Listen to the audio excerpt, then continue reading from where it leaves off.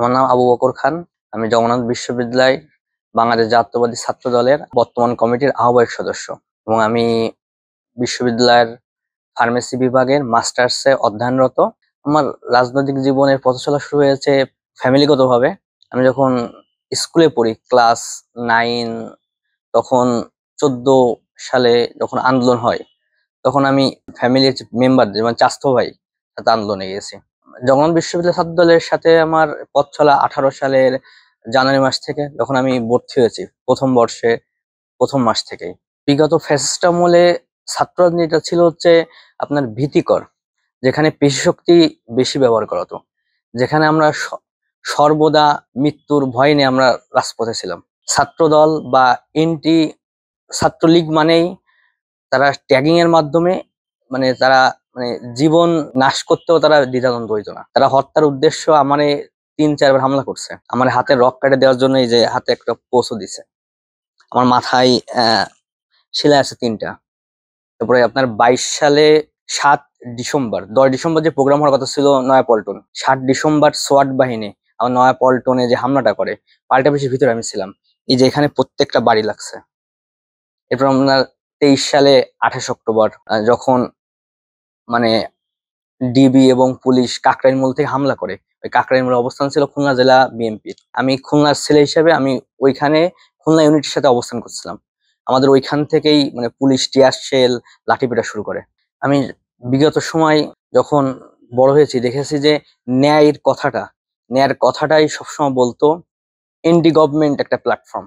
আওয়ামী লীগ যে অত্যাচার করতো, যে দুর্নীতি করতো, যে মানুষের প্রতি অবিচার করতো, এর যে বিপরীত প্ল্যাটফর্মটাতে এইটা বলিষ্ঠ একটা প্ল্যাটফর্ম ছিল বাংলাদেশ জাতীয়তাবাদী দল। সেই অনুপ্রেরণায় অনুপ্রিত হয়ে আমি আস্তে আস্তে ছাত্র দল থেকে ধাবিত হয়েছি। মেইনলি ক্যাম্পাস গুলোতে জুলাই আন্দোলন প্রবলভাবে শুরু হয় হচ্ছে 14ই জুলাই, যখন শেখ হাসিনা শিক্ষার্থীদের রাজাকার বলে। সেই দিন রাত্রে সকল শিক্ষার্থী রাজপথে নামে। সেরকম ভাবেই জগন্নাথ বিশ্ববিদ্যালয়ের শিক্ষার্থীরাও 12টার দিকে তাঁতীবাজার মোড় ব্লক করে তুমি কে আমি কে, রাজাকার রাজাকার, কে বলেছে অনেকেই সরকার বলেছে, কিন্তু আমরা যারা জাতীয়বাদী ছাত্র দল করতাম আমরা তখন ওই মিছিলের ভিতরে যে স্লোগান দিছি আমরা, যে কে বলেছে স্বৈরাচার স্বৈরাচার, যে শিক্ষার্থী যে স্বৈরাচার স্লোগানটা, এটা আমরা ছাত্র দল দিছি। একবার এস্টাবলিশ করতে পারি নাই, 2বার দিছি, পাশের বন্ধু বলছে যে এটা বলা যাবে না, আবার দমে গেছি, আর একটু সামনে গেছি দেখেছি নন ফেস নাই, আবার স্লোগান দিছি কে বলেছে স্বৈরাচার। এভাবে যখন 15ই জুলাই প্রথম প্রহরে বা 14ই জুলাই পরে 15 জুলাই এরপরে দুপুরবেলা আমরা ক্যাম্পাসে সকল শিক্ষার্থী এক হয় যে ক্যাম্পাসে ছাত্রলীগ নিষিদ্ধ করতে হবে। যখন হচ্ছে আপনার দুপুরে রাজু ভাস্কর যে ছাত্রলীগ হামলা করলো, এবং আমাদের আশ্চর্য একটা ঘটনা যে আমার ইউনিভার্সিটির জুনিয়রকে আমার ইউনিভার্সিটির একই ডিপার্টমেন্টের সিনিয়র ছাত্রলীগ হামলা করছে। এটা পুরো আমাদের ইউনিভার্সিটির সকল শিক্ষার্থী বিবেক নাড়া দিছে। আমরা বিকালে যখন সবাই একত্রিত হইলাম, বিসি ম্যামের কাছে গেলাম আমরা, যে ম্যাম ছাত্রলীগ নিষিদ্ধ করতে হবে। আমরা 5 জনের একটা টিম গেছি, 5 জনের টিমের মধ্যে শুধু ছাত্র দলের একমাত্র আমি ছিলাম। তখন বিসি স্যার ম্যাম আমাদের দাবি মেনে না নিয়ে তখন আমরা শাখারিবাজার মোড়ে পুলিশ ব্যারিকেড দিছে যে আমাদের গুলি করবে। আমাদের 700 উপরে শিক্ষক, কোনো শিক্ষক যায়নি, শুধু আমার জগন্নাথ বিশ্ববিদ্যালয়ের 2 জন শিক্ষক। তারা আওয়ামী লীগ মতাদর্শ হলেও তারা ওই সময়টা তাদের বিবেক জাগ্রত হয়েছে। অ্যাকাউন্টিং বিভাগের একজন সাবেক চেয়ারম্যান শফিক স্যার আর ফিলোসফির একজন বর্তমান চেয়ারম্যান হাফিজ স্যার, 2 জন যে পুলিশে ব্যারিকেড দিছে যে আমার শিক্ষার্থীদের গুলি করা যাবে না, যদি আমার শিক্ষার্থীদের গুলি করতে হয় আগে আমাদের গুলি করতে হবে। এবং ওনারা একটা টাইম নিয়ে আমাদের ক্যাম্পাস থেকে বের করে দেয়। বের করে দেওয়ার পরে আমাদের ইউনিটের নির্দেশনা আসে যে সবার ঢাবির দিকে মুভ করতে হবে। আমরা সন্ধ্যার ভিতরে ঢাবিতে চলে আসি।